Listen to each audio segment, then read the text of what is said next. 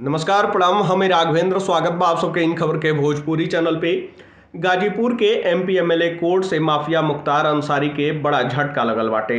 अदालत द्वारा मुख्तार अंसारी के गैंगस्टर के एक और मामला में 10 साल का सजा सुनावल गई, 5 लाख रुपया का जुर्माना भी लगावल गई। इससे पहले भी एगो अन्य गैंगस्टर मामला में मुख्तार के 10 साल का सजा हो चुकल बाटे। एकरे अलावा कांग्रेस प्रदेश अध्यक्ष अजय राय के भाई अवधेश राय के हत्या में मुख्तार अंसारी के सबसे बड़ी सजा उम्र कैद का सुनावल जा चुकल बा। मुख्तार अंसारी के अब तक 7 मामला में सजा सुनावल जा चुकल बा। शुक्रवार के गाजीपुर के करंडा थाना में दर्ज केस में एमपी एमएलए कोर्ट के जज अरविंद कुमार मिश्र की अदालत द्वारा फैसला सुनावल गई।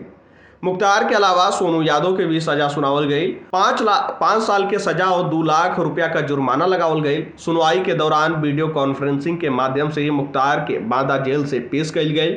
2009 में करंडा क्षेत्र के सबुआ निवासी कपिल देव सिंह के हत्या और मोहम्मदाबाद के अमीर हसन की हत्या के प्रयास के मामला के आधार बना के मुख्तार पर गैंगस्टर एक्ट के तहत मामला दर्ज कल गई।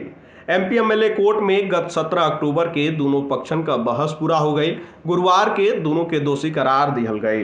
एकरे अलावा भाजपा विधायक कृष्णानंद राय की हत्या के बाद वर्ष 2005 में दर्ज गैंगस्टर मामला में 29 अप्रैल 2023 के एमपी एमएलए कोर्ट द्वारा मुख्तार अंसारी के 10 साल का सजा सुनावल गई।